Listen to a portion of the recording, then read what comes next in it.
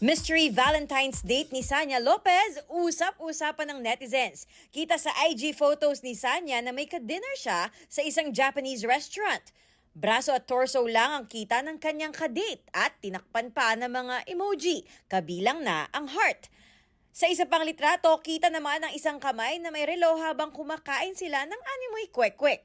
Kasama ng litrato ang ilang photos ni Sanya habang nag-chill sa isang tila fancy restaurant at may hawak din siyang bouquet. Kapuso couple Gabby Garcia at Khalil Ramos looking sweet sa cover ng isang magazine. Kilig overload din sa cover shoot ang Gabriel na 9 years going strong na. One of his love languages talaga yung aalagaan ka and mag-e-effort siya. He will really make time. We make it a point na we really want to, invest effort and time into creating these memories for the both of us. And it's our 8th Valentine's now. Naki-Year of the Fire Horse ang ilang Sparkle and Chinoy stars. Fire Horse energy ang vibes ni Cassie Legaspi.